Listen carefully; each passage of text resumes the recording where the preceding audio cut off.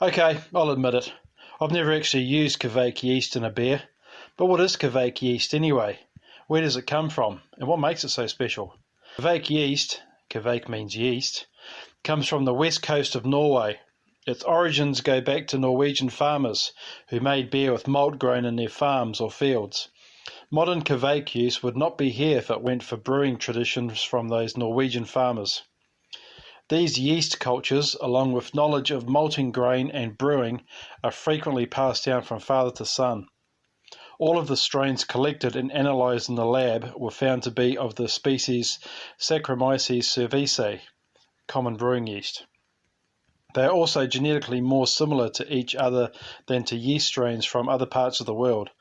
Thus, the surviving yeast on Norway's west coast forms a new subcategory on the brewing yeast family tree, and yeasts from this family are referred to as Kveik. Outside of Western Norway, no Kveik has been discovered. Although Kveik is a cultured brewer's yeast, it differs in several ways from most modern brewer's yeast. It is capable of fermenting at much higher temperatures without producing off flavours. Ordinary brewer's yeast will usually produce off flavours above 25 degrees centigrade, but Kveik can tolerate temperatures as high as 43 degrees centigrade. It completes fermentation quicker than other yeasts, allowing the beer to be consumed earlier with far less time to mature. You pitch a lot less than regular yeast. It can be dried and stored in a dry state. Other aromas are produced, which are frequently reminiscent of tropical fruits. It produces more fatty esters chemically than regular yeast. Modern Kveik yeast has a number of strains available these days. In the US, for example, various Kveik strains have been mixed together to form new strains. Omega Yeast produces the Voss Kveik OYL061. Imperial yeasts have their own specific strain, Loki Kveik, and Lallemand has a dry yeast, Voss Kveik. Typically, the temperature tolerance for the Voss strain is around 18 degrees centigrade and has a high to medium rate of flocculation.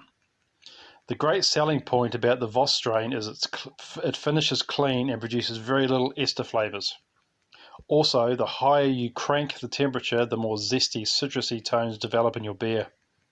Omega Yeast's Hornindal, OYL091, is a variant of the original yeast culture from the town of Hornindal in the west coast of Norway, with hints of pineapple and other tropical flavours.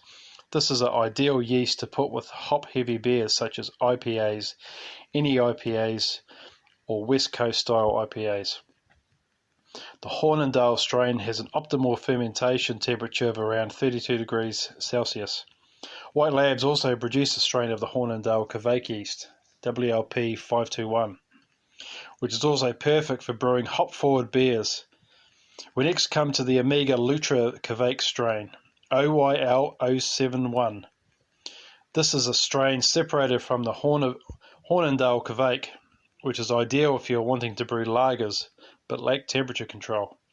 With a premium fermentation temperature of around 22 degrees Celsius, Lutra can also be used for ales and leaves a nice clean profile. Hey guys, welcome back. I hope you got a bit of value in that. I'm looking at doing my first, if you wonder what I'm doing, I'm playing War Thunder.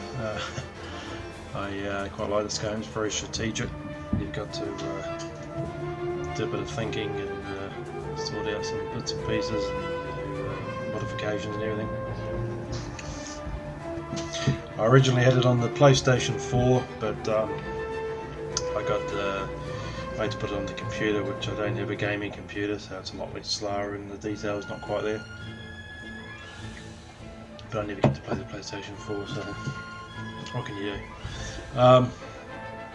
But yeah, I want to. I'm looking at doing a lager, Kveik lager. So yeah, if you guys, I don't know if any of you guys have used it before. Just have a little bit of a sort of a rundown of what I'm looking at doing. It's really handy for people who don't have fermentation control, and it's think with this game. Multitasking is not my strong suit. But yeah, that's I probably want to get one of the Amiga yeast Kveiks and put it into that. So, yeah. Anyway, I'll let you go, guys. I'm going to crack on with this and see if I can get into a decent battle and kick some major ass. And I will catch you on the next Homebrew Wednesday or Thirsty Thursday. Cheers. Thanks for watching.